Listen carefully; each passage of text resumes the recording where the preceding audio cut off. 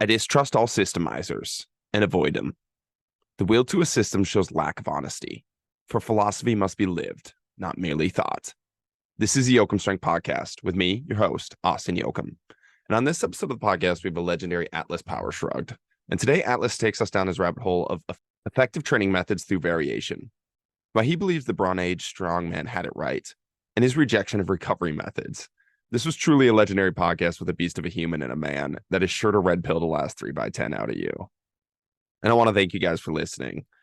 Last week, we broke the 100K mark, which is pretty remarkable. I asked you guys to, I talked about that last week on the podcast, how we were close.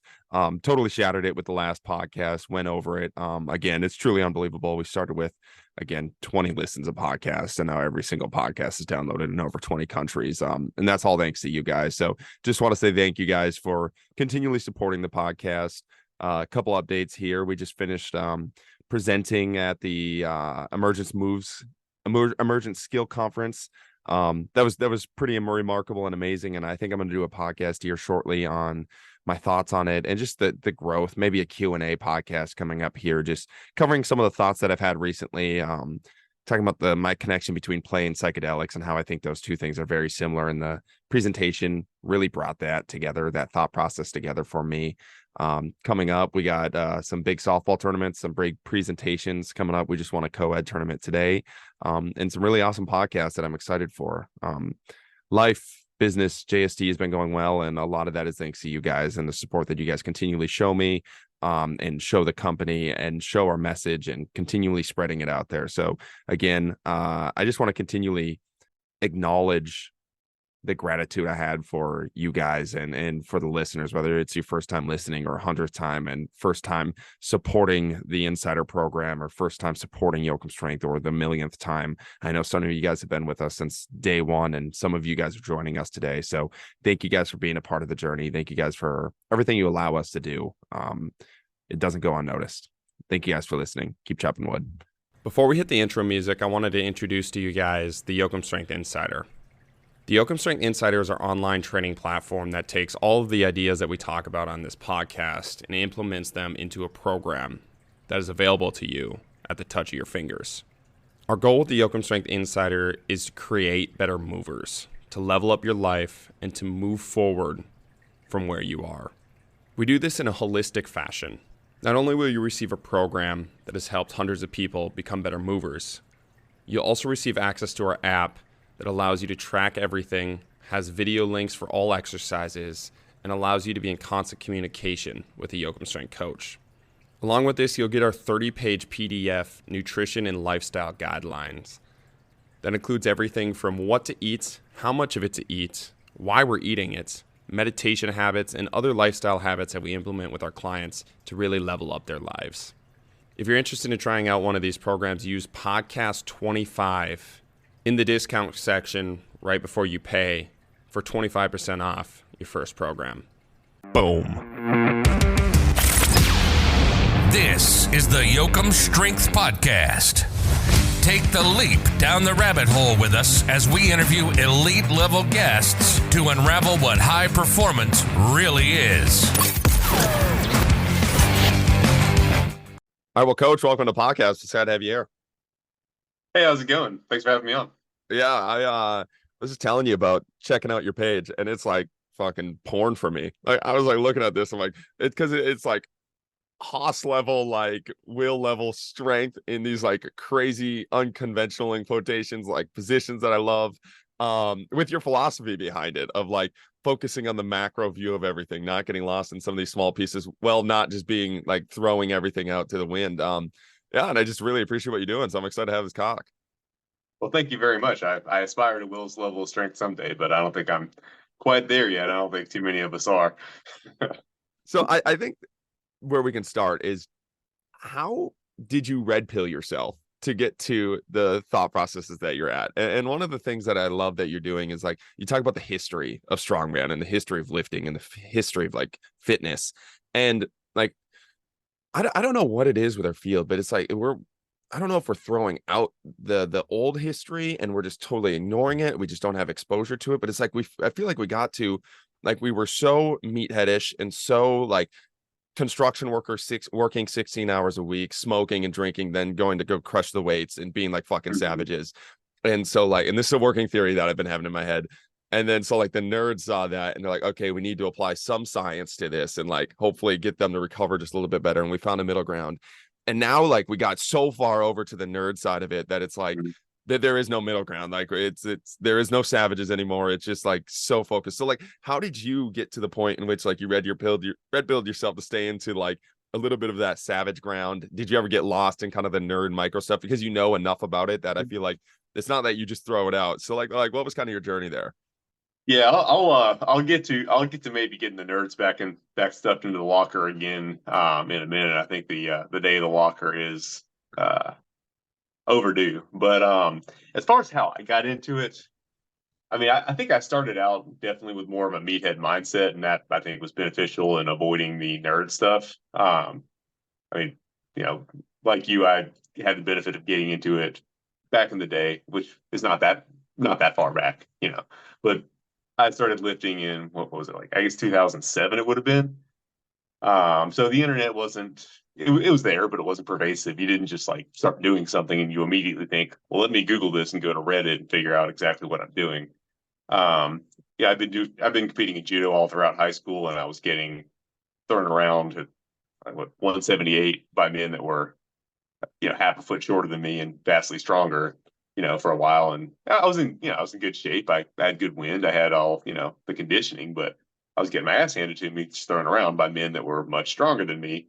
So I figured I needed to lift weights. I just went in the weight room, no plan, no idea what I was doing. I knew what bench press was, so I did that. And I had the benefit of going to a small enough college that the football team trained in the same facility as the general population. So I at least I'm going in monkey see, monkey do. I'm at least watching the football players.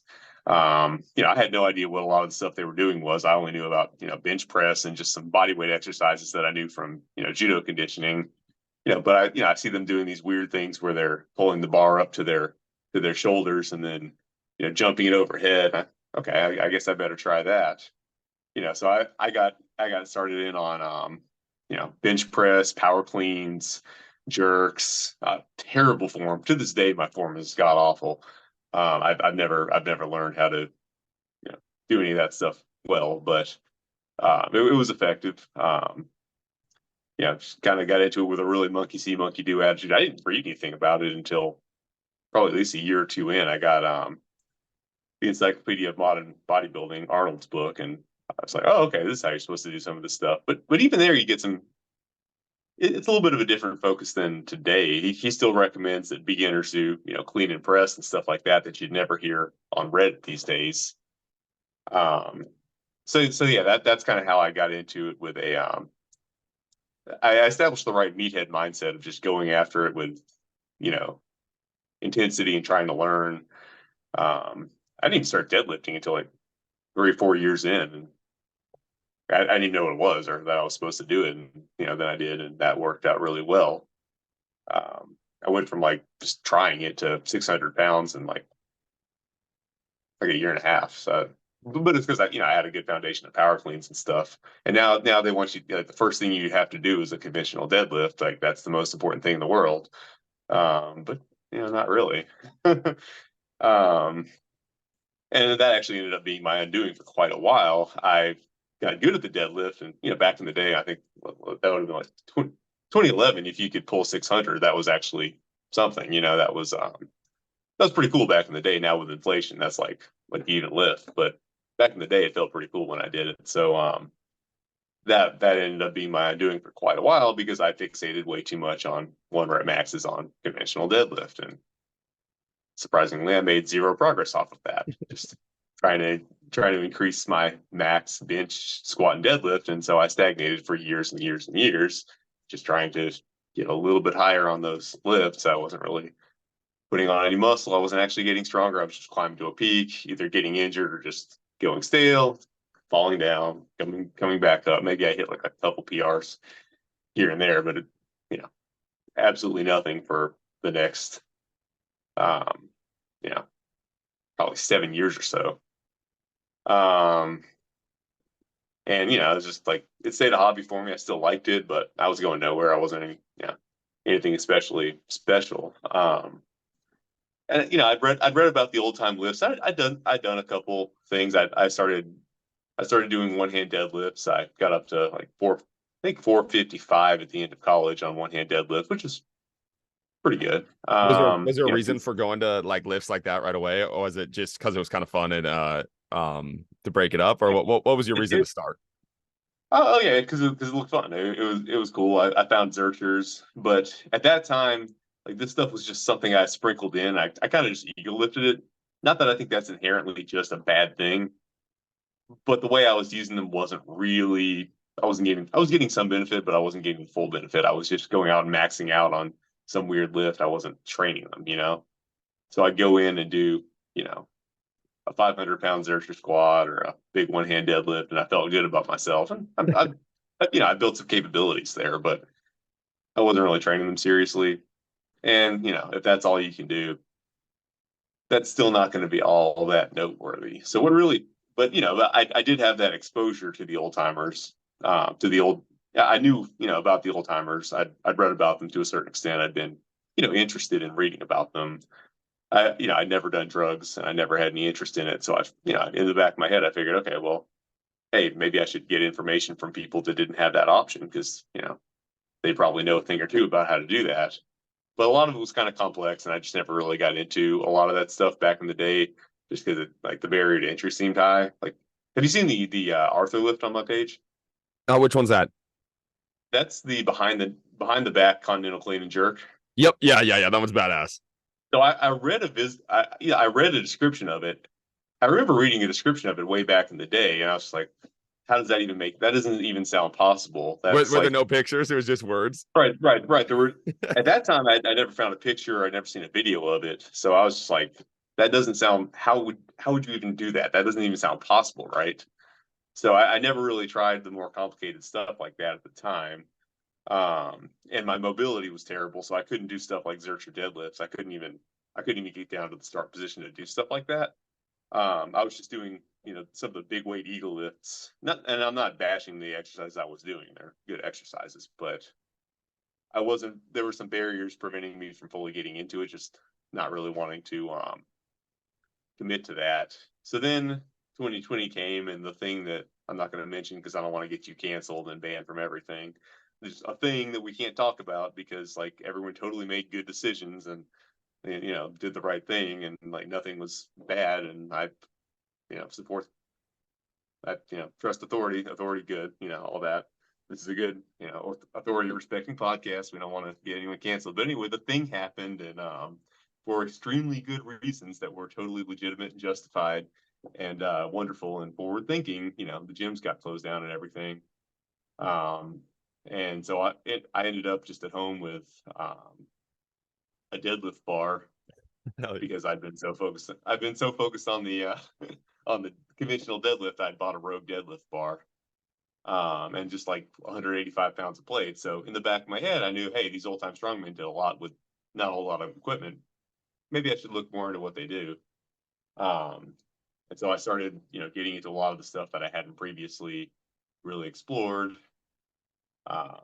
Started trying some of the older lifts that were a little more complicated, some that required a little bit more mobility, started working on that, started finding out, hey, these, not only does this work, this is working better than what I was doing. I'm making progress. You know, I didn't have enough weight to ego lift the way I'd previously been doing. So I started doing reps. Now I'm doing Zercher squats for high rep sets. Now I'm actually starting to see, oh, hey, my back's getting bigger.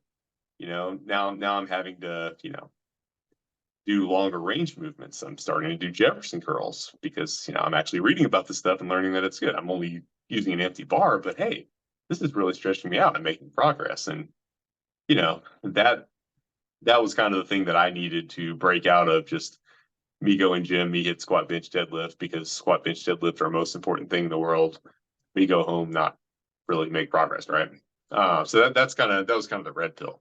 You know, I knew about the stuff, but it took having the option to be a mediocre failed power lifter being taken away from me to you know, break out of that and start seeing new opportunities. And once that happened, it's like, okay, a couple months of this, all right, I see the benefit. I see how much I can potentially improve. I see I'm just scratching the surface of what I can do. I started looking into more of the things that these guys were capable of doing once they have, with the mobility they had back in the day and the tendon strength. I'm reading about. Have you seen the bent press? No, which one's that? That it's a one hand overhead lift where you're instead of like jerking the bar or something, you're bending at the waist to kind of bend under the bar. It's almost like the Bud Jeffries with the pistol. Yeah. But you're basically using your lats, your hamstrings, your obliques, and all to lift the weight overhead. And it allows for pretty much the most weight possible to be lifted overhead. The record, I think Arthur Saxon did 370. This is a guy who weighs Christ. This is a guy who weighs 205 pounds lifting 370 overhead with one hand. And dude, the first time I tried it, I couldn't even do the empty bar. I had to put some like 5-pound plates in the gym bag because I could barely get my my arm over in that position. I couldn't bend to the side. I didn't have the mobility for it. I've worked up to 145, which is nothing, but it's still, big improvement. But yeah, once you start building that tendon strength and mobility, you can start doing some pretty exceptional things like that. The world record for one hand snatch, I think some Frenchman named by the name of Charles Rigolo, I hope I'm pronouncing that correctly, one hand snatched 254 pounds one handed.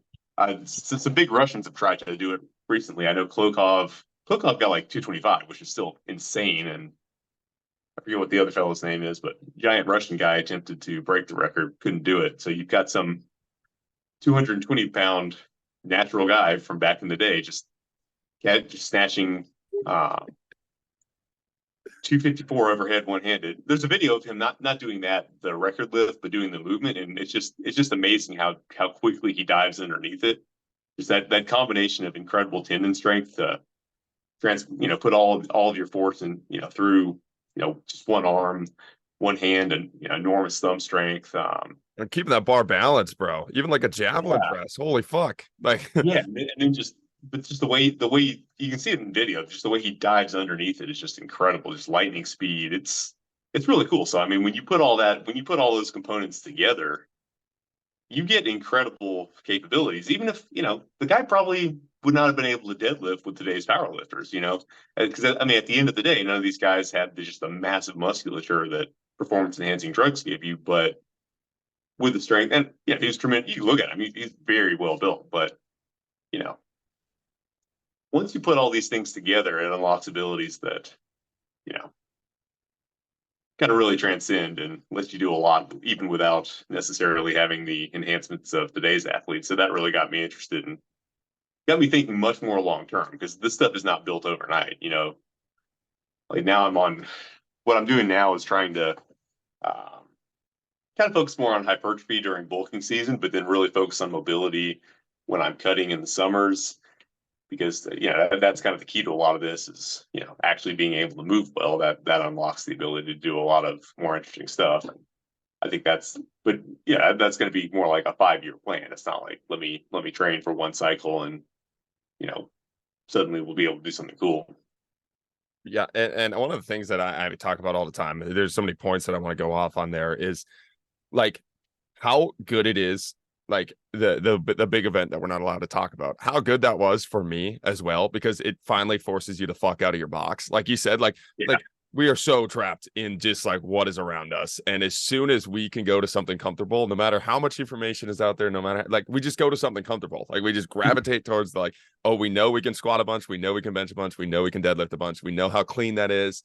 And we start to understand it. And so I had a bunch of people like yourself on the podcast telling me a lot of these things, and telling me talking about the tendon and ligament strength you can develop even through like a lot of movement stuff and like climbing stuff and like moving the barbell in a different way, and just how important that is. And I was like, oh, this is awesome. But I never really like fully immersed.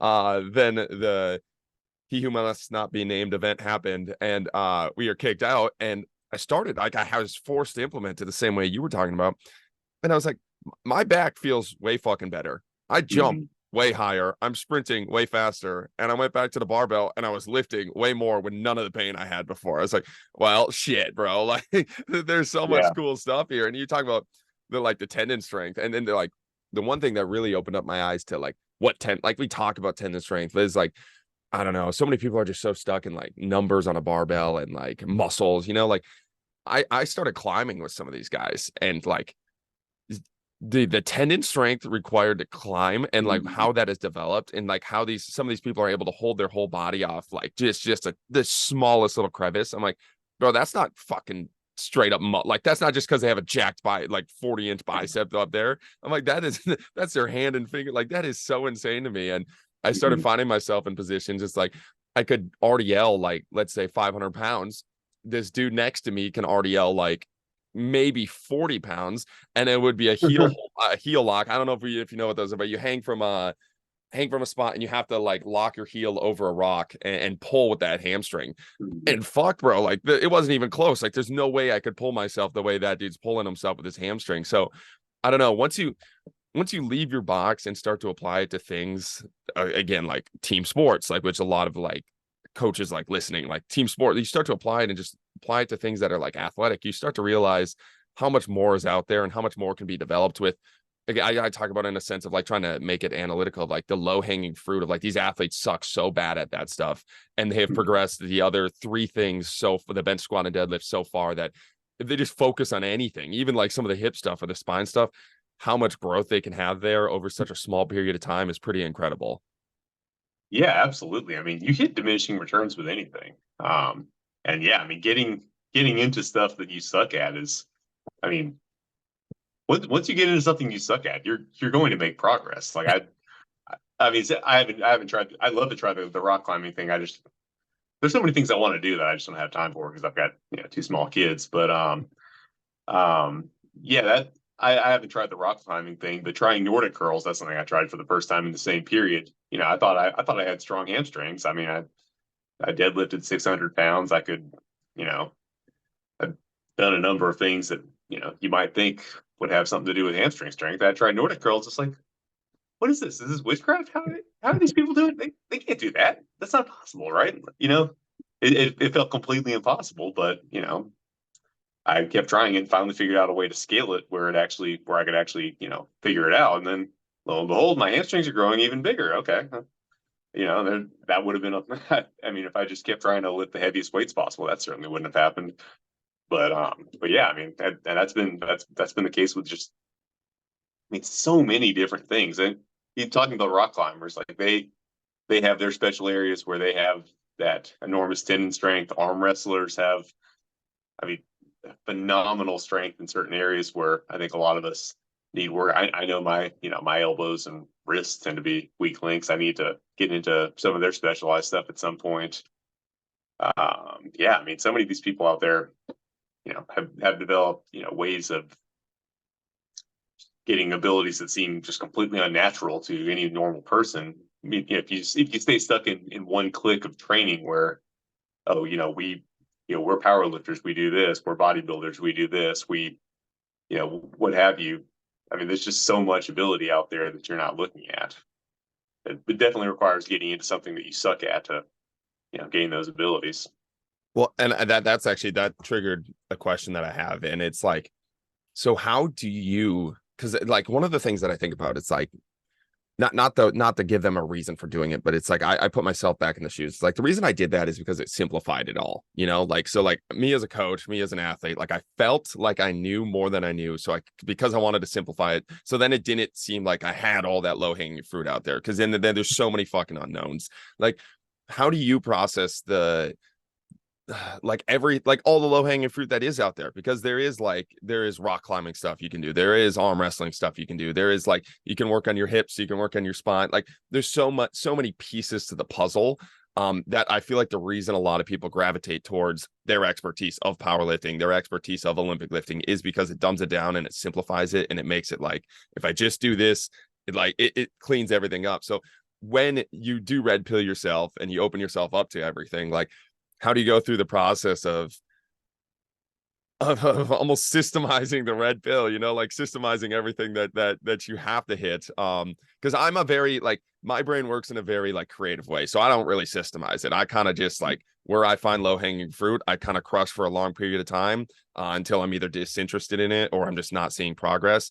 And doing it that way for me has worked, where it's like I'm able to always come back to the foundational piece, and like I made progress in that piece, come back to like the whatever I'm interested in at that time, deadlifting or squatting, and it has worked. But I know a lot of coaches' brains don't work in the way that my brain works. So, like, how's your thought process there? I honestly, I think it's very similar to what you talked about. I mean, in a lot of cases, I'll just see something that looks cool on Instagram, like literally just see something that looks cool on Instagram, want to go try it, and see what it's like, see if I can make progress on it. When I start making progress on it, and if I like it, progress is fun. I like making progress, so I'll probably keep with it until I hit some kind of sticking point.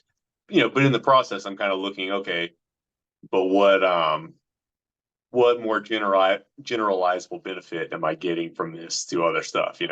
As much as I like I enjoy just trying new tools and just seeing how the tool works. Just I like to just explore things and see what's what.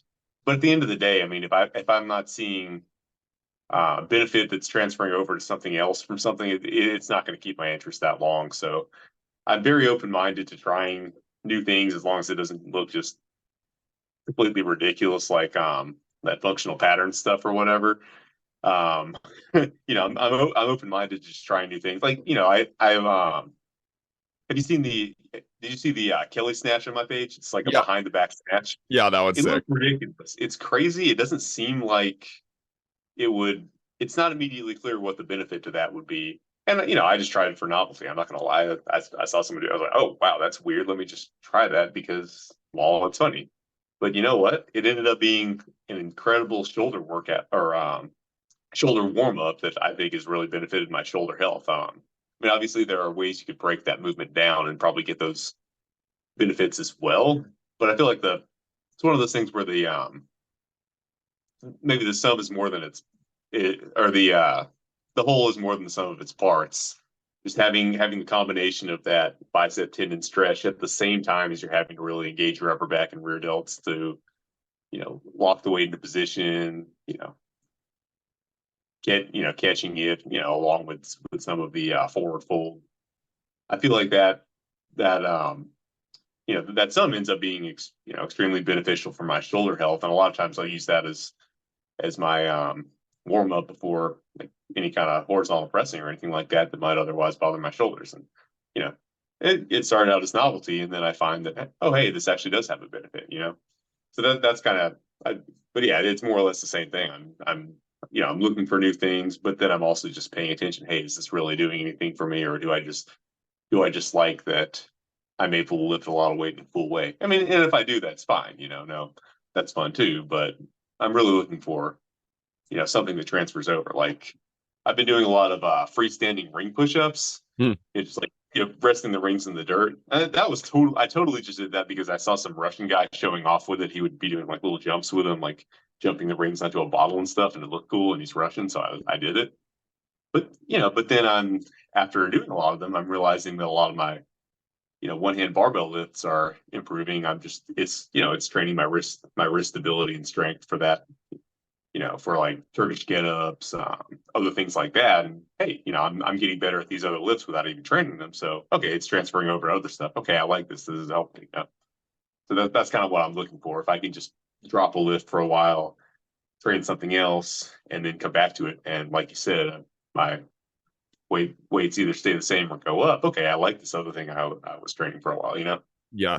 Then I always talk about, especially with athletes, I really enjoy that because they're usually at a lower training age with the barbell. So my goal is always to like PR on a lift without ever touching that lift. Like, that's when I know we're really hitting a lot of sauce in our program, because it's like we got you stronger without, like, we didn't just get you better at the test because we practiced the test a bunch. Like we actually like got you stronger. So like the amount of times like you see like athletes PR like 20 pounds on their squat without back squatting for 12 weeks. And I'm not saying that doesn't really work. Maybe it does, but like higher levels, I'm assuming that gets much harder. But with an athlete, it's like that's not their sport. That doesn't mean they can't move a lot of weight, but it's like they're not a power lifter powerlifting 800 pounds, so we're like they need to focus on the actual skill of powerlifting. But it's kind of cool when you get an athlete to go from 500 to 520 without spending 12 weeks squatting. We did a bunch of squat variations, a bunch of legs variations. We worked on the hips a little bit, and then they come back in PR. That's when I really feel like we got a lot of magic brewing in our program, and we built up a lot of other things well, giving them the dopamine hit of fucking squatting more weight and showing the coach that our Excel sheets are still green. So like that's another thing with like coaches that I talk about is like those numbers that you guys chase, the dopamine hit you want as a coach and like athlete. And I think you have to admit like that's why we chase those numbers a lot of times. And that's like a lot of coaches, they won't do that. It's like in the team sport world, it's like, oh, we got them bigger, faster, stronger to do this. It's like you just wanted to show some coach that you moved your Excel sheet. Did you make them better at their sport? Did you make them like holistically a better athlete? And Yeah, I don't know. That's where I feel like there's a lot of magic is when you're moving the needle on whatever BS KPIs you make up in your head. Well, actually, hopefully moving the needle on holistically developing an athlete. yeah, that I mean, spot on. I think that is a much better definition of strength training than what we see a lot of. I think at this point we've gotten to the point where strength training, the way it's commonly used, is more peaking for a powerlifting competition than actually training strength. The strength isn't.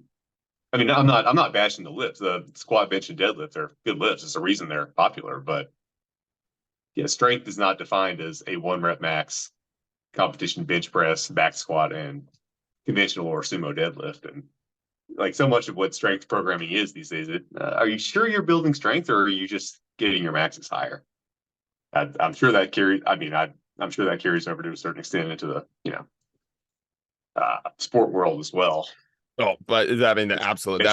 That's been one of my biggest like fights. It's like we talk about strength, and it's just it's so crazy because it's like you look at the like defense and offense alignment and combat sport athletes are really cool to watch this with because I don't know if but like having a good punch is something that's like notable as being a defensive lineman, like having a good punch, and it's never the guy that's benching the most, but like that level of strength is insane. Or like an offensive lineman that you can't move, like the tendons and ligaments, like the level of strength that he has where you can't move him is so much different than the barbell strength. And you can see it on the sport, you hear it talked about, and if you actually play the sport, it makes a big difference too, because I faced offensive linemen that, especially on our own team, like where we're working out together, he's squatting literally 225 pounds. There's another offensive lineman squatting 500, and the guy squatting 225 pounds, I hate going against that guy because he knows how to position and leverage his body and use the tension in his body to like, it's fucking really hard to move that guy.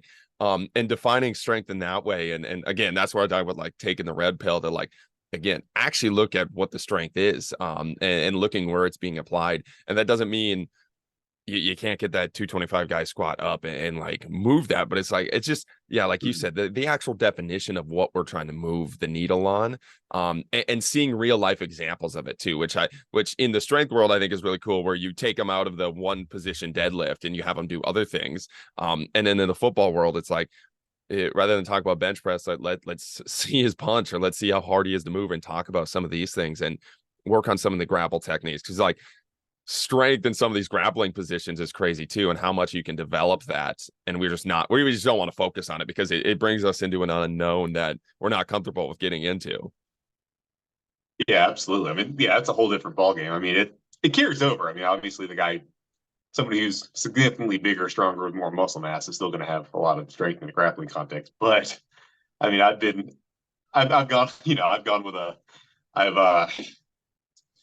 had the experience of, grappling with a 140-pound, 40-year-old guy who can I do a thing too?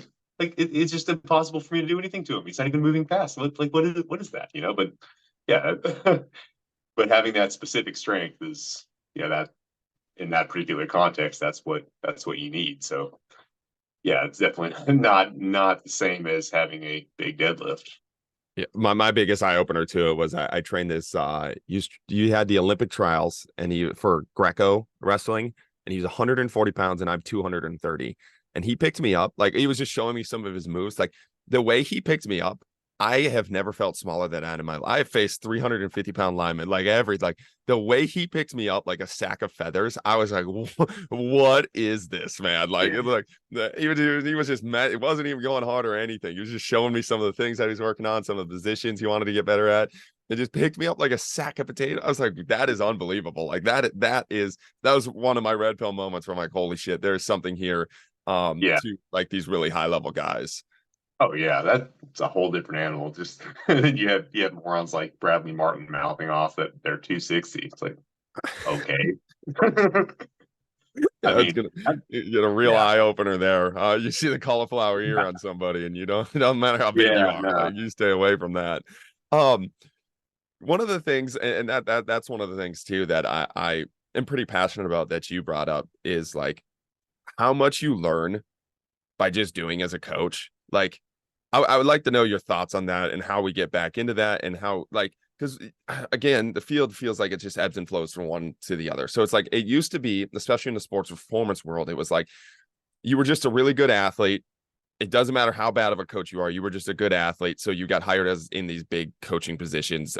So then you had like the resentment from the nerds of like that guy doesn't know how to fucking coach. He was just a good athlete. That's why he got that position. So then it's like the rise of the nerds who like refute doing anything athletic, refute training at all because it would make them look bad as a coach, like so like and then they never put themselves actually through a program or experiment with anything. They're just reading the books because now it's like the rise of the nerds and you don't have any balance of like you can read, you can be smart, like you can know about these things while still applying them to yourself. And I just man, it's just so frustrating in the field, especially in like sports performance, where like the team sport where we say things like we talk out our ass, and it's like you guys, you haven't played a sport in either your life or ever based off what you are saying because it's just not true. Like you're talking about all of these things when you step up to the plate. Does that matter? No. Like, okay. When you step onto the court, does that what you're saying matter? Does it apply? No. Okay. So, but you point these out to them, and it's like, well, it's what the science says. It's I'm not gonna like train like that. I don't have to train like that to be a good coach. And I'm not saying you have to like you don't have to deadlift 700 pounds to be a good coach, but the process that you were talking about, like how much you can learn by actually putting yourself through something, man, it's just I feel like it's so missing in the field right now. It's so missing, and it's like almost looked down upon. It's so crazy.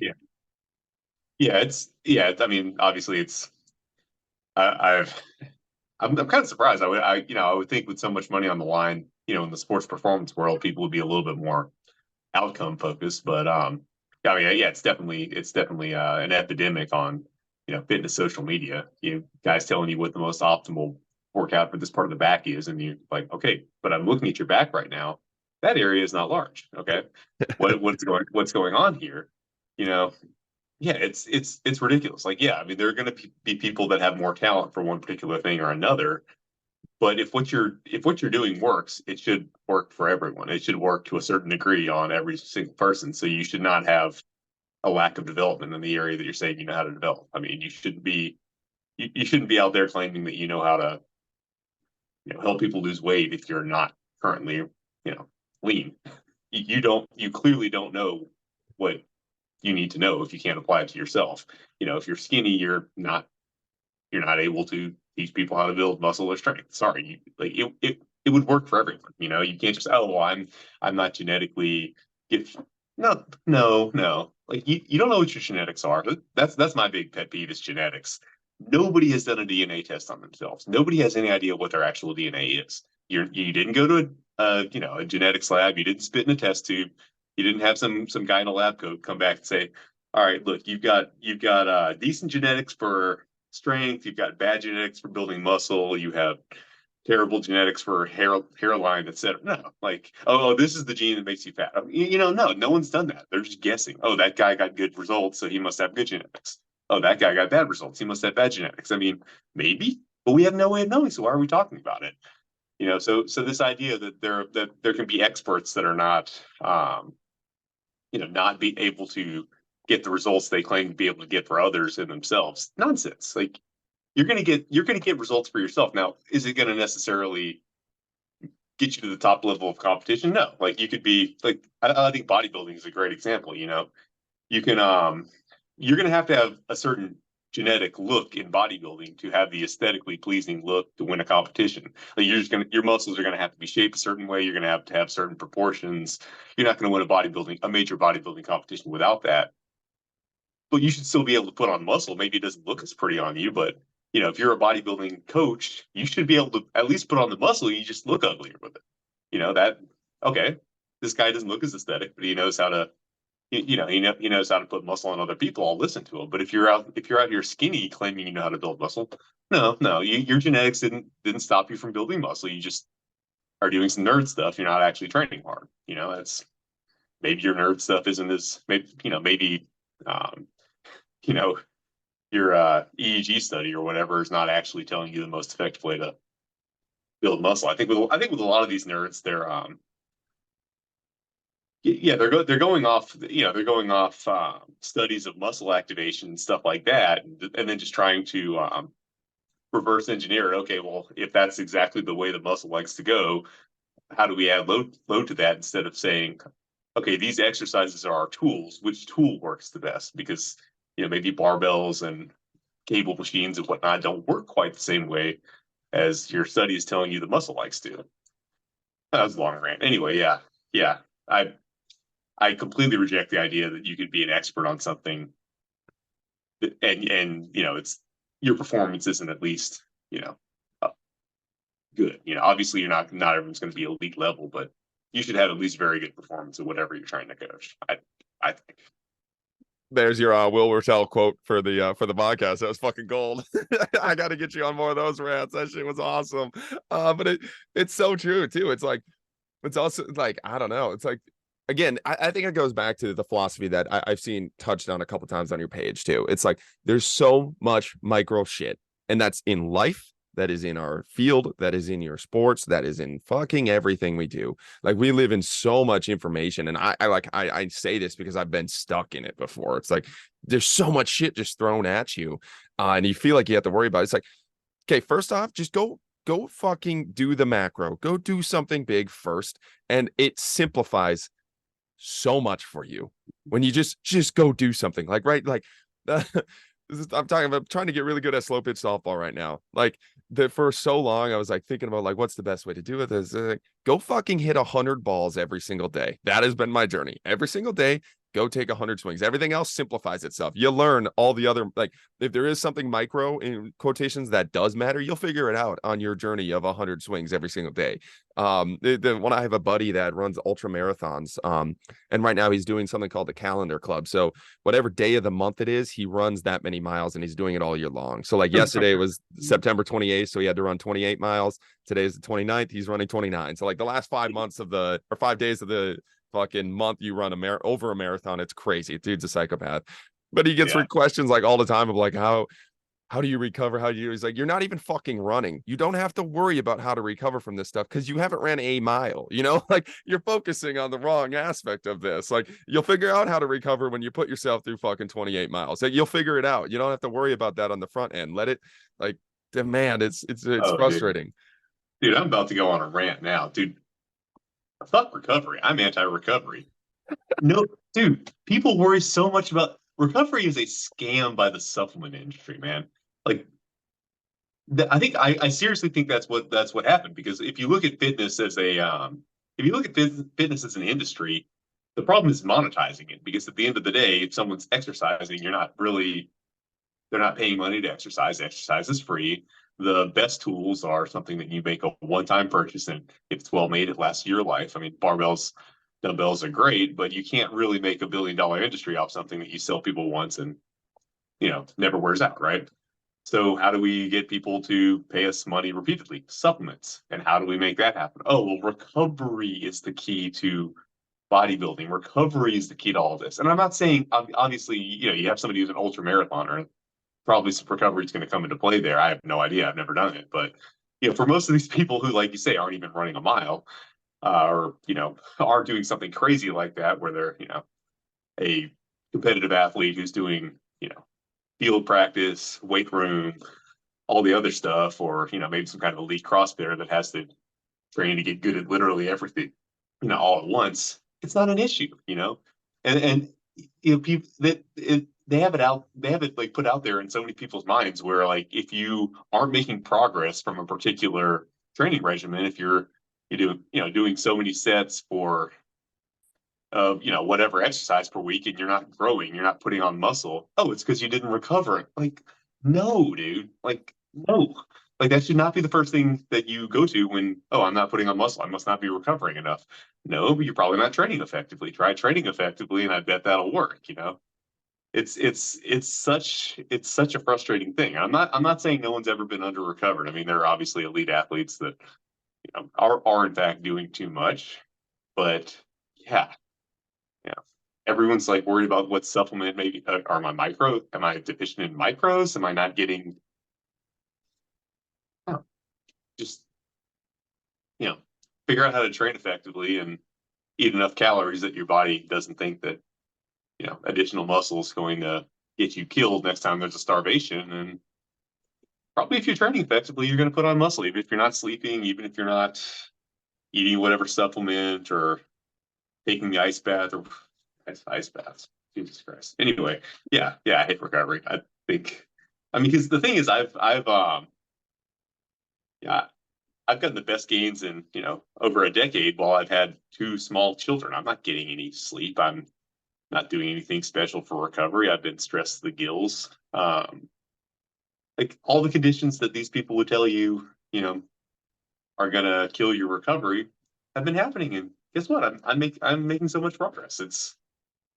I started training effectively. That's the magic, I was recovering way better when I was just going in stupidly pulling 1 rep maxes every week. And now that I'm training effectively, wow, the magic started. It doesn't matter if I'm sleeping or not. You're trying to signal your body to do something. If you give your body that signal, it'll do it. If your body's not doing something, more than likely you're not giving it the signal that it needs to. That's my take on that.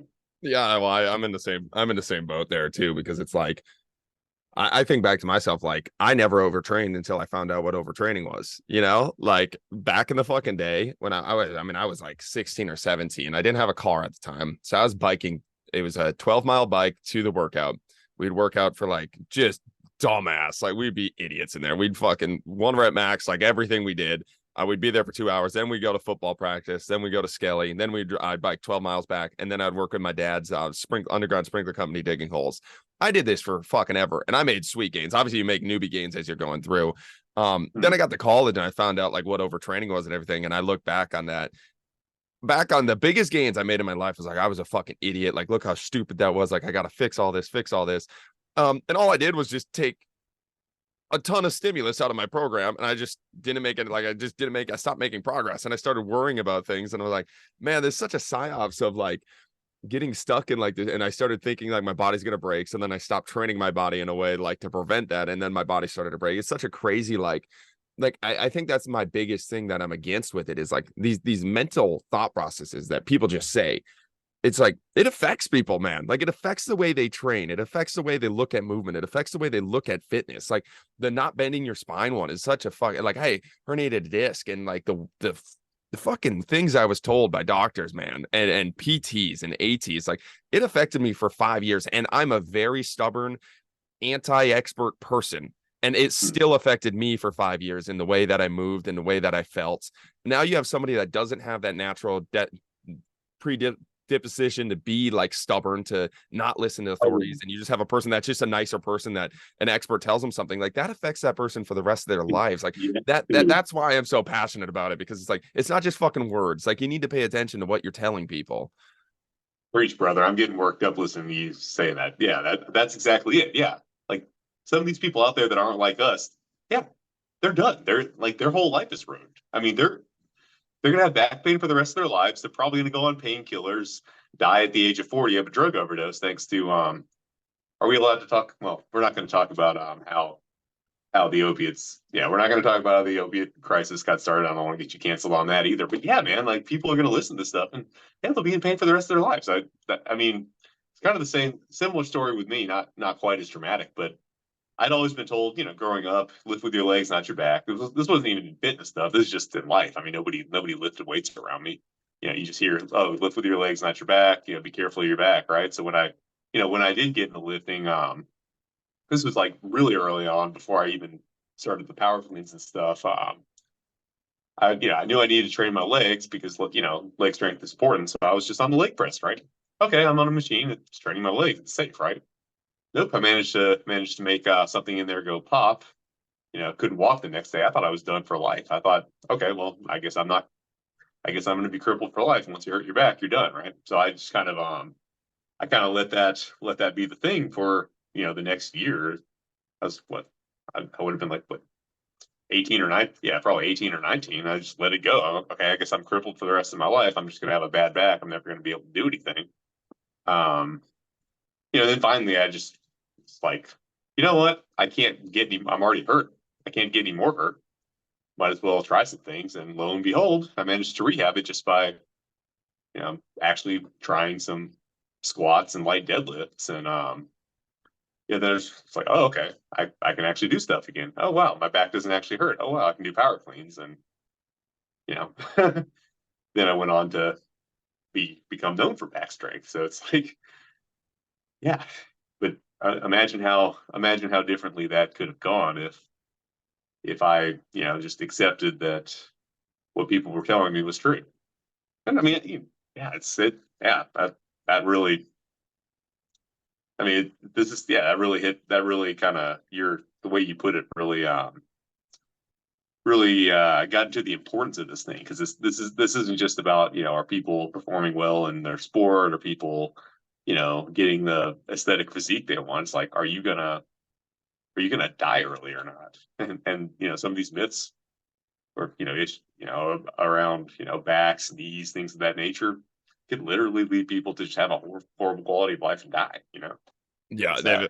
yeah, it's so sad. And just like how even taking it out of like the injury thing, just how boring we make fucking training too. And like how much that's a big thing I've been thinking about too. It's just like how we kill people's love to go train and how we kill people's love to go fucking move, man. It's like and it's like how it always has to be like that was a big thing. It's like the way that I train, like before I had to train for something because the training itself was so like just blah, and like the way it was approached. Now it's like you can just train and move for the sake of training and moving because you actually enjoy that piece and you don't have to sit on a fucking stationary bike for 30 minutes because you need to get your 30 minutes in it. Like there's just so many better ways to not and like I see it in like the college, it's like all these college football guys, like as soon as like if a college football guy is telling you, as soon as I'm done with football, I'm never touching a weight again, you're a fucking terrible coach. Like you're a terrible coach. If that is their thought process with what they're doing, like,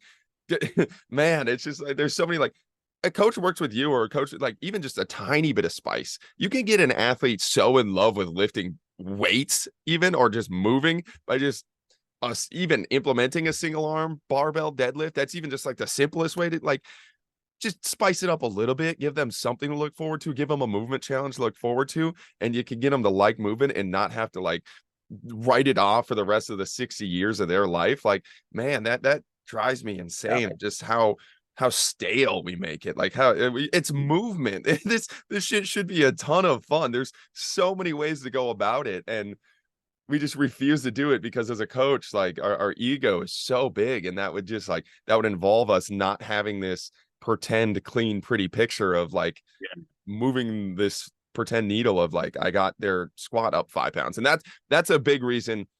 So like right away, like when I got into this, I wasn't tracking as many metrics as I probably should have, because I was like, the strength is the strength on a field. These athletes are coming back and saying they're feeling strong enough, but now it's like I'm tracking all these metrics. So when a coach says, yeah, but I need to move the squat 10 pounds, I'm like, I'm gonna show a bitch. I moved the squat 20 pounds on this without like approaching it the same way that you approach it. So now it's just like, you're not winning either way. We have the metrics to back it up and all the anecdotal evidence of they still enjoy movement and they're feeling better on the field. Yeah, definitely.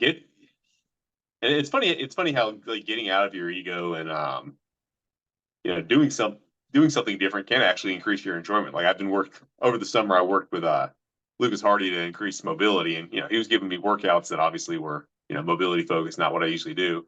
Hip mobility was something I was terrible at, and I hated doing hip mobility because I sucked at it. But you know what? That ended up being my favorite workout. Hit day ended up being my favorite workout because it's where I was making the most progress. So it was actually, oh, this is fun because every time I'm hitting PRs, even though I was terrible at it at first, it's like, yeah, I'm enjoying this movement. Now I want to keep doing it, because I'm actually getting somewhere. Yeah, definitely. I mean, just exposing someone to something different, there's a good chance they're going to enjoy it. With you mentioned the hip days there. That is something I want to talk to you about in the way of like your spine days, your hip days, even like the wrist days, like that workout was pretty sweet. I want to take it a little bit different way of like, how would you approach this? So like a lot of team sport athletes and honestly, a lot of like football, not athletes, sorry, a lot of football coaches listen, like, so the football strength coaches, what would be your process to start to implement some of either, if it is the barbell main lift variations that you implement, and some of these smaller like spine days, hip days, wrist days, some of these smaller movements, micro movements in there? That's how I kind of like approach it. How would you program that for a team sport athlete or a football coach listening that wants to start to implement some of the things that you're doing, but just like hasn't taken the full red pill, doesn't really know the approach of like how to do it? I I'm very red pilled. I'm very like a creative mind. So I plug and play, and I always try to draw it back in just so they can grab something from it and not just be like, feel like they have to throw out their entire programming to start some of this stuff. Yeah. So, I mean, obviously that's something that I don't have any personal experience with, but is, implementing this for, a field athlete. But what I do for most of my clients that are first getting into a Jefferson curl or something, I tend to want to put that at the end of the workout where where those muscle groups are being worked, because what I don't want to do is open up a new range that has not gotten any training or exposure, get you kind of temporarily open and then overload it and potentially cause injuries, because I think that can be one of the risks with increasing your range, just opening up something that's not ready for the load it might end up taking. So I'll generally put Jefferson curls at the end of that workout, so hopefully they have more more of a break before they come back to it next session. Probably, so I mean that's what I would recommend there, and ideally putting something like that in such a way that it's not like super close to like a high impact practice. Ideally, I think it's going to definitely provide benefits overall. I don't think you have to worry about that forever. Like that's not a that's not something you have to do forever. Once someone gets proficient with the movement, I would say maybe a couple months is a good kind of ramp up period to just get your body moving, used to moving in a different way. That no longer becomes an issue. You can use Jefferson curls in your warm up. I mean, for myself, I've even made them, a primary, so it'll be my first lift. I'll be stretching my back with as much weight as possible for 5-10 reps, and then go on to do all the other back exercises, right? But I think at least at first, just keeping the load really, really limited, especially if dealing with a lot of young testosterone charged guys, they're probably going to want to use too much weight. Keeping the load like extremely conservative at first, and then trying to put it at the end of the workout, and trying not to have anything too strenuous like immediately after. That would be my best recommendation. Wouldn't necessarily have to be the case for everything that you do, but I think that's the Jefferson curls one where just trying to make sure that we're giving it a little bit of time to recover before throwing anything too strenuous at you, I think is a good safety measure. And I think there's also, like, for me, what I've noticed with athletes, like there's also a skill that you can develop in being adaptable. Like once you start off, it's like so when we started, it was like sprinkling in new movements. So maybe it is the Jefferson deadlift, maybe it is like a single arm deadlift, maybe it's like a javelin press, or like a javelin side press where you're bending, doing an oblique and pressing over. Different movements. So you sprinkle them in. Typically, like we'd start similar as you, like we'd start at the end of the workout. And a lot of times we'd do like an isometric in some of these things, just working really lightweight, just some movement. Then we kind of usually work some of these things into the accessories. Then they would take over the main lifts. And then, but what I've realized is like, we've gotten to a point where like we can throw a new lift into a main lift, and the skill, like they've adopted the skill of being adaptable and like have been put in so many different strength-based variety positions like that through the end of the workout, through the accessories, through the main lift. And now it's like, it's pretty sweet with some of our athletes that how quickly they pick up some of these things and how quickly they're still learning the new lift. They're still, and honestly, like a lot, like another benefit. So I'll rant for a little bit, but one of the benefits too is when they have to learn a new lift, one of the big things I've noticed is like back pain is completely gone. And I think a lot of it for lower body is that like some of the load goes down because they are learning the new lift and a lot of these things too. And you're working a bunch of different muscles as well. But we like the last time we had a back complaint, which is crazy because it used to be like when we were in the college sector doing the traditional 3x10 programs we were doing, it's like it was such a common thing. We didn't even think about it. Like we didn't even think about when somebody would say, "Oh, my back's tight, everything's feeling like shit," like that type of thing. Didn't even think about it. And now, like I realized, like we haven't had somebody say their back is tight in so long, and they're doing ridiculous. So I was like, that was a really eye-opening moment to how some of this stuff can kind of just change. I don't know where I was going on that rant, but yeah, it just building up the skill of being an adaptable athlete. It happens, and it's really cool when you see it happen. And these athletes get super comfortable in a variety of strength positions. And like when they start off, a lot of them are very hesitant. And that's honestly like one of my biggest KPIs is how can I get them less hesitant towards new movement? And once you get an athlete like not scared of movement, not scared of a new movement, man, like that's where I really think a lot of the magic and a lot of this happens, because then they're just capable. Like they just feel capable, and feeling capable. Ah, man, I don't know how you can replace that with anything that we do. Oh yeah, definitely. Yeah, that dovetails a lot with exactly how I do things for myself and for for individuals. Obviously, I haven't coached in a group setting, but yeah, I mean exactly like you said. Like for something that's that's kind of opening up new range, I like to do it at the end. Something that a new movement that is not training any unfamiliar range, I like to do maybe even at the beginning as part of the warm up. But yeah, just have it either at the end or at the beginning. Something not too serious at first, work it into an accessory, and then, like you said, main lift. Exactly. I like to start out a lot of back days for people with what I call the around the world deadlift, where you do 5 reps of conventional, 5 reps Jefferson, which is the between the legs deadlift each side, switch sides, and then 5 reps hack deadlift, which is behind the back deadlift, just to build a little bit of experience with that while getting the blood flowing. And that's just the warm up. Yeah, I like to throw that in as a warm up just to build a little bit of proficiency. One thing I found with a lot of these unconventional lifts, the best way to kind of get kind of a quick and dirty proficiency with them is to just use high reps. Like a lot of these deadlift variations, like Jefferson's, the between the leg deadlift and behind the back deadlifts, they feel really weird at first.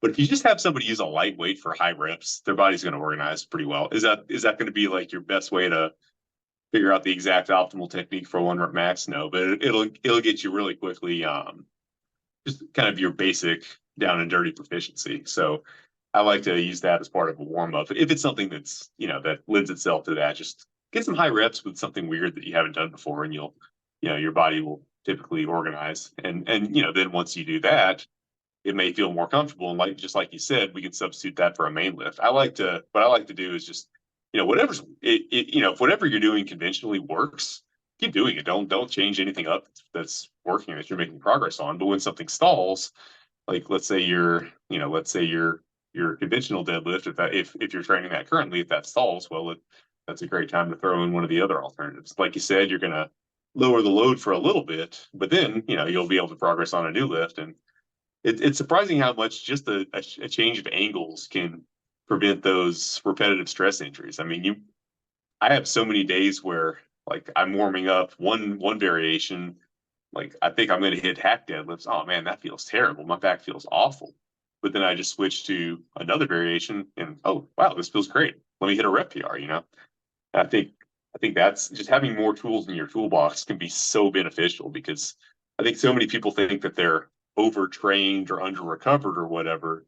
And the reality is maybe they've just been getting a little bit too much of the same stimulus, and you have one little stress point that's just getting a little bit too agitated, but the whole rest of your body is good to go, and you can hit a lift that does very similar, does a very similar thing. Just if you just hit it a little bit differently, you're good to go. You're good to set a rep PR. You're good to train as hard as you want. Just not aggravating that one little thing. So I think just having that variety can really help you to go hard a lot more. And I guess that's kind of like conjugate, but you know, I don't really focus on just I need to one rep max everything every time.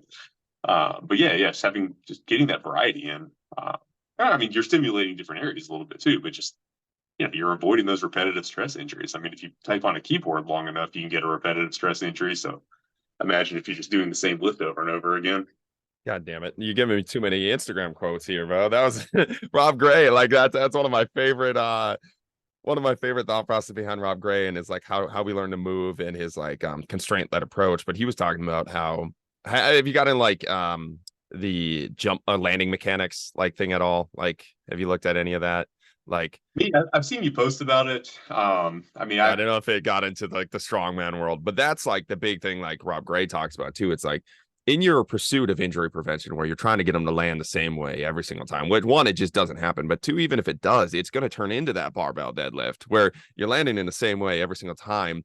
The same muscles, joints, and ligaments are stressed in the same spot every single time. Like you're much better off just dispersing that load through the variety. Well, you're like, so you're getting the muscle stimulation, the tendon and ligament stimulation through those different positions. So you're getting the growth there, but you're also lessening the load on the same exact position. But yeah, the with the different barbells, like how much is better? Like you get these massive strength stimulus is done and hypertrophy stimulus is done over and over and over again without that wear and tear of the doing the same thing over and over again. So it's kind of like the best of both worlds. One of the selfish questions I had for you, the behind the back deadlift, how the fuck, like, how do you get that behind, like over your butt, bro? Like every single time like, what is that? What mobility deficiency is that? Because I've been doing that. I mean, or do I just have fucking shitty arms? Like what's going on there? Because I get to like. So are you talking about getting it past your hamstrings, or are you trying to go all the way up your back, or are you trying to do the deadlift? Just trying to stand up. I get to a point in which, so like get to like 405 and it's like a pretty easy deadlift, but like it just gets stuck on my butt every time. I'm trying to push that thing, and I'm like, what is going on here? But you brought that up. I'm like, I better ask the expert here. Well, I'm not the expert at that lift. I'm not very good at that one at all. But it's weird. You basically have to do the opposite of what you would do on a conventional deadlift. You've got to be on your toes more, and as you come up, you have to kind of shoot your hips forward to make room for the bar. If you try to pull with conventional deadlift mechanics, you're just going to run into your hamstrings. But if you kind of shoot your hips through, you'll make space for the bar. It's a really weird lift. It's actually a lot like doing a Xerxes squat. Well, depending on how you do it, you can do a Xerxes squat as a very upright, like front squat type of movement. But if you're going for a 1 rep max off the ground, you're bringing it up to your knees and then just doing a 1 rep max. What you're gonna end up finding is that you're gonna hinge up somewhat, round back, and then you're gonna have to shoot your hips through forward to bring to stand up. It's kind of the same thing. You're gonna have to kind of shoot your hips up in a really weird. I'm exaggerating, but it's gonna look and feel extremely weird compared to normal lifting mechanics. But it's good to be able to use your body in a different way, and that comes into play even more with kind of the some of the other behind the back exercises like the behind the back snatch or clean and jerk, because now you've got to kind of dynamically shoot your hips forward to make room for the bar to actually pass them by, and then shoot them back quickly to to get under the bar once it's clear of the hips. That's kind of the principal challenge, I would say, in the Arthur lift, the behind the back clean. You've got to generate enough force to get the bar up explosively to give it enough height to clear your hips, but then jam your hips back fast enough, but get your hips out of the way so you don't run, the bar doesn't run into them, and then jam them back fast enough to catch it. That's kind of the challenge that makes it so difficult. So yeah, I think there's some value in just learning that dynamic. I'm like you say, it probably just makes you a little bit more adaptable, a little bit better at picking up movements. But yeah, it's just gonna feel almost like the reverse of what you're supposed to do when you deadlift. And like I say, I think the best way to kind of pick up on that in a quick and dirty way is just to do a high rep set. Like go down to a weight that's fairly easy and do like 20 reps or so. Try to get a little bit winded from it and generally your body figures it out. Yeah, we'll have to throw that demo video you just showed us on OnlyFans right there. That's pretty good. Um, one of the things that taking it out, and this will probably be one of the last things we cover on the podcast, but one of the things that I really like that you talked about, and something that I talk like, oh man, there's just the amount of sauna bros that I keep hearing talk about, like the mental toughness of like going in an ice tub and like sauning is like it blows my mind. But one of the things you talk about, like the short-term dopamine hit that we are pretending is toughness, like it's so crazy, man. Like it's like I just love to rant with you on this because it's like we've turned things that are like, again, like a dopamine hit, like it's something that like basically we enjoy doing, and then but we do it under this guise of like that it is building mental, that it is hard, it's building mental toughness. So it's like I just admit that it's a dopamine hit and we're going forward. So then you're not lying to yourself. And I feel like that lie to yourself is just so not good. Like it's not a good thing that is going to lead to long-term success, because then you stay out of things that'll actually like help you with this. And then when a big like challenge in your life does come, you're like, what the fuck? I thought I did like my ice tub. Like, why am I not prepared for this? And like, so it keeps you away from that, like just process. Like, but I like one of the things I love that you said is like, you can go to fucking work in an air conditioned like building, and if like that, like you're making long-term progress, that's still work, like just because it's air conditioned, and I don't know, I just love to hear your rants on that, how we pretend these short-term dopamine hits are mental toughness. Yeah, I mean this is just it's just prime grifter territory, because unfortunately I feel like there are so many lost people out there looking to these people for answers, like people that don't know where to start, they don't know how to be successful. Their physique isn't what they want, their job isn't what they want, they're lost in, I mean, life is hard for a lot of people. I don't want to get into, the reasons why modern life may be even more hard than, some other times in the past. But, a lot of people are struggling out there and they're looking for answers, and, it's, they know a lot of what they have isn't working, and what they've been told so far hasn't worked for them. And now they're looking for answers. And there's just so many grifters out there giving, false answers, just trying to get people's money and attention. It really pisses me off. I mean, it gets bad. You have stuff like, people getting attention for jumping in ice water, claiming that's going to build mental toughness, and with that, you're magically going to go, be successful in whatever. They don't even bother to ask what you're trying to be successful at. That should be the first red flag. If somebody's telling you they can help you be successful and they're not asking you what you're trying to be successful at, that is a major red flag, because, at the end of the day, what makes you successful is probably going to be specific to what you're trying to be successful at. But these people are just out there, giving one size fits all solution. And it's all this theatrical stuff. It's it's like a movie, like a training montage. And don't get me wrong, I love training montages in movies, but it's not that's not necessarily the best way to get lasting results. So anyway, they have these lost people out there looking to them for answers. And so they give, something very temporary that makes you feel like you're doing something.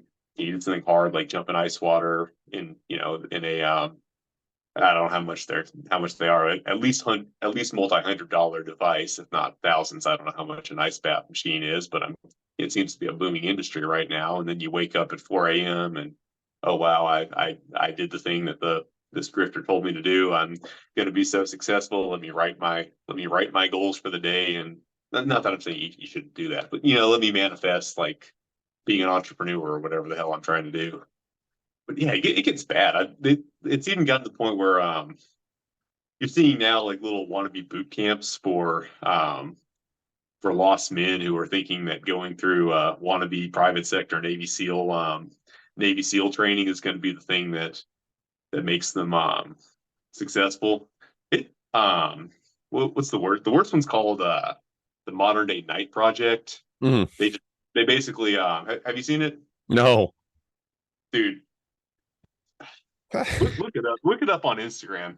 It's called the Modern Day Night Project. It's by Bedros. I don't know what it's Bedros Kauli. I don't know how to pronounce. The guy's name starts with a K.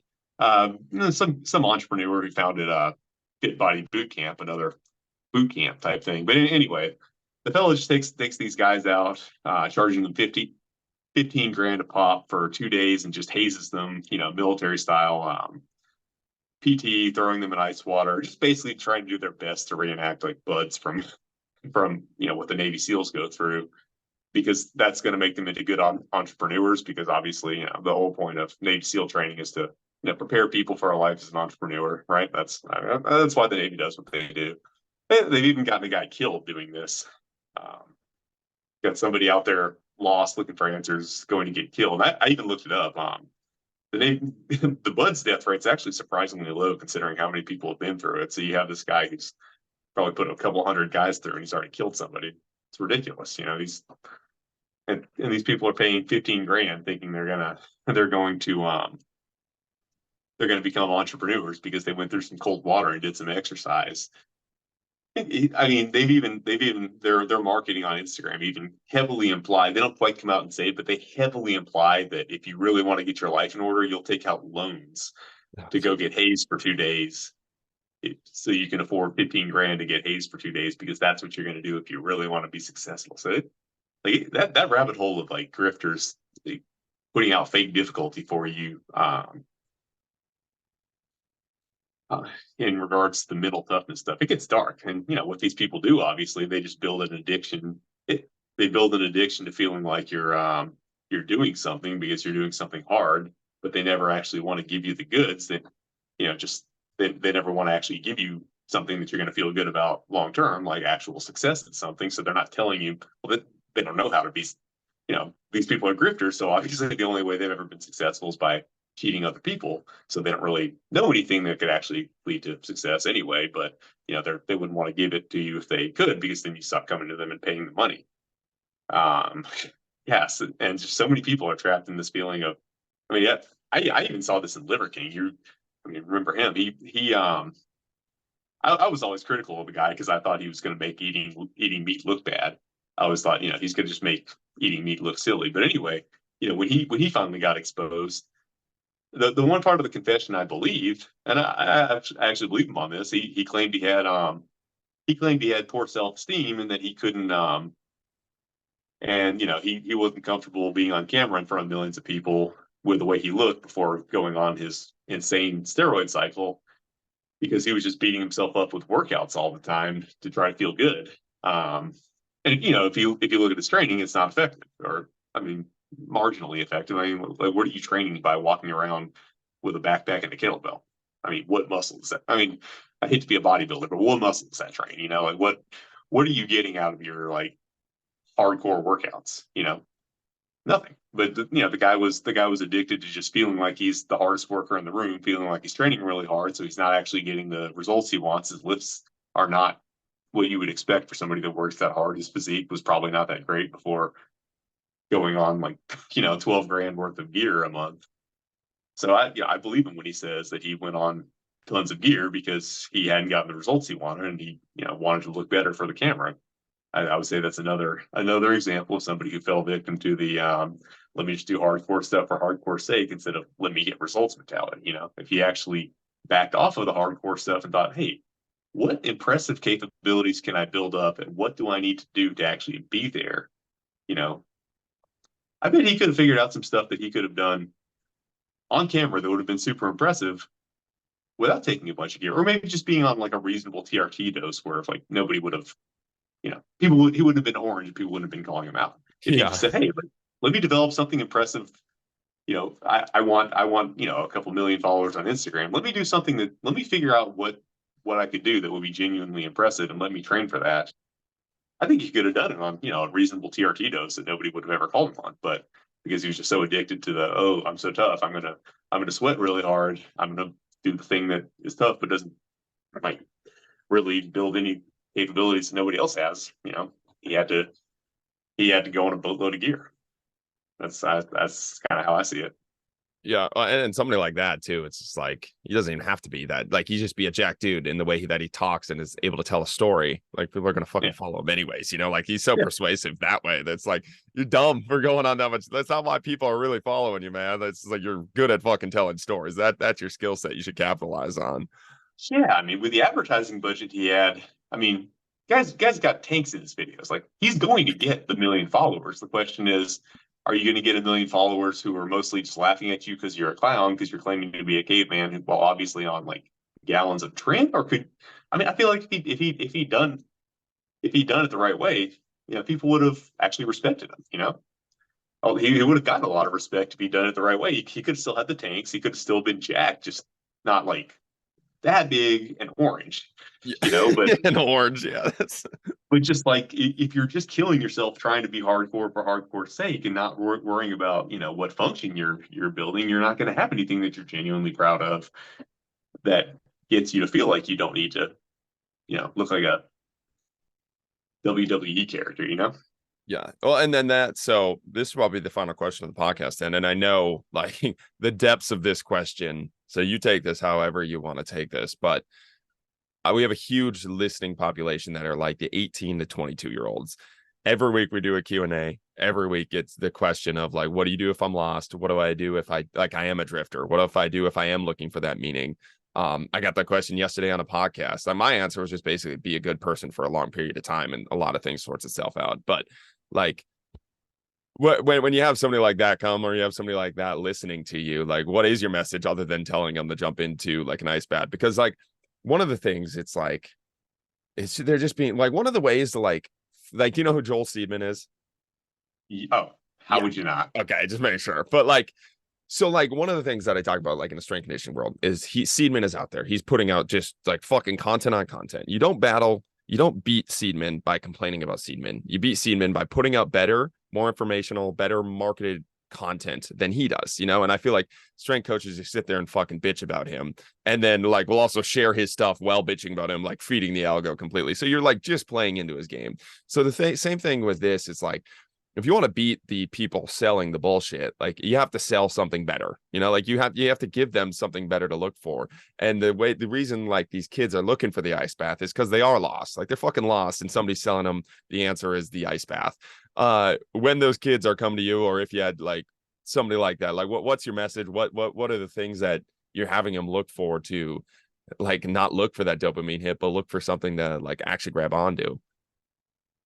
I mean, I would tell them first and foremost, chase results. I mean, be open-minded and try out a bunch of different things, but just look at what you get from it. Look at what it does. Like, are you seeing visible muscle if it's an exercise? Are you seeing visible muscle in the area that this person is claiming it's going to develop? Are you seeing, a physical ability improve if that's what it's supposed to develop? Are you seeing results? That's kind of the main thing to look at. Don't look at whether it looks cool on Instagram or whether it's going to be something you can post and look cool on Instagram in the next, couple days. Just, try things and make sure that they're actually getting you somewhere. Just be mindful of results. Understand that anything valuable is going to take a long time, and it may not be something that is immediately flashy, but if you're stacking results over time, that's going to accumulate into something extremely impressive. Even myself, like 3 years ago, nobody knew who I was. I just started Jefferson curls, the weighted pike stretch with the empty bar, and I stuck with the empty bar for months and months and months. Nobody's impressed by me, bending over as far as I can with an empty bar. But eventually, over time, that compounded into, okay, now I'm loading the bar. Okay, now I'm loading significant weight on it. Now I'm loading 315 on. Oh, wow, now I'm doing 315 from a significant depth, and a lot of people are commenting on it and interested. And, my low back is developed to the point where now that's a selling point. Now I'm just posting that every time I can, just to kind of mog the other coaches who are saying, oh, you shouldn't do that. So the little things just add up over time. You have to have a very long time horizon. I know that's hard as a young person to take that long time horizon and not want the immediate results, but now's the time for that. I have a client who I'm really impressed by what the guy's doing. It's awesome. He's a gold miner. I believe he's 21 if I'm not mistaken. He's a gold miner in the Yukon, like seasonally. He's basically working like 12 on, 12 off shifts, just like working around the clock, getting around the clock pay. And he came to me once training. He wants to work out 7 days a week. When he gets off his shift gold mining, he's going to go work out, because what else is he going to do? He's up in a mine in the Yukon. There's not really a whole lot else to do. Just grinding, man. He's making money all day. making tons of money, and then just he's doing something useful, every night and then going to bed. I mean, is he having a fun time right now? Probably not, but man, is he setting himself up for some good things down the road. I've got him doing a, useful workout every day, we're not just repeating stuff or killing with volume for the sake of volume. We're building, because he has 7 days a week to train. We're building some kind of useful capability every day. He's building his finances, and it may not seem like it now. You may want the immediate stuff now, but man, down the road, if you put in the groundwork, a whole lot of doors will open up to you later in your life, especially for young men. If things may seem really hard in your early 20s because as a man you're expected to be established and have something going on, and you don't, and that may feel really depressing. But if you just use that time to build, like, the world kind of opens up a lot more once you get older and you're established in something, whether that be whatever the case may be. So that's kind of a long way of getting around to just be open-minded with all this stuff, because there are so many people out there that have something valuable for you that they can teach you, that you can learn and improve on. Be open-minded, but just be looking at whatever advice you're taking and seeing if it's actually getting you somewhere. And if it's not, discard it. Yeah. And the process of just like showing up, as dumb as it is or as simple as it sounds, it's like, just show up and do something, like today, like right now, like simplify it. Like I talk about the 100 swings a day. I talk about like the daily sacrifice. And that's been something that I've been just like, there's so much shit out there. Just do something. Just go work at something. You don't need to have it all planned out 10 years in advance. It's going to plan itself out as you go forward. Like if you just work, like I think one of my favorite like quotes recently has been like, the devil dances in an empty mind. It's like, if you're sitting there planning and not doing anything like that, the devil, the complexity, everything that all the fucking stress and anxiety, it's gonna crush you, man. Like there's so much stuff out there. Like, just start doing something today and commit to it. And fucking our generation of like committing to something, oh my god, bro, you would be so unbelievably like blown away by how bad that is. Just because there's something like, if you commit to this, like, oh my god, I'm missing on that. It's like, just commit to something and do it, and then just work. And life, like you said, opportunities are going to present themselves, and now you're actually going to be ready for that opportunity when it presents itself, rather than not developing anything during that time. Absolutely, 100%. I mean, a lot of times you have to get to work to know what work to do. I mean, you're not going to know exactly what you're supposed to be doing going in. You have to just get out there and say, hey, I'm training this capability, and figure it out. And you'll figure out what works, what doesn't on the fly. But if you just, a lot of times, like, because I'm in my mid-30s, I'm, still trying to learn a bunch of new capabilities, and every single time I get started, okay, this is something I'm going to do. It may be a couple months into it before I actually figure out what works. Like I make something my goal, but my first workouts may not get me anywhere whatsoever. I have to just start doing it, and then gradually over time I figure out what works, and then okay, we find something really effective, and let's keep going with that. But there are a lot of micros in there. There's a lot of specific know-how, and that stuff's very important. If you don't chase that, you'll end up being the person who just says, oh, I'm going to get big on the basics, and then does the same 3 lifts for the rest of their life because, oh, if I just put enough time into it, eventually it'll work. So, look for what works, but you're going to have to get into it and just do some work before you figure out what works. That was I think that's a very important thing. Fuck yeah. Well, Coach, this was sweet. This was we crushed like an hour and 40 minutes. It felt like it was really short. So thank you for being on. Yeah, absolutely, man. I really enjoyed it. Thank you guys for listening. Keep chopping wood. Thank you for listening. Join us next week as we dive down another rabbit hole. If you enjoyed the show, don't forget to like, subscribe, and leave a 5-star rating. Follow us on Instagram at Austin Yoakum to stay updated on future podcast guests. Keep chopping wood.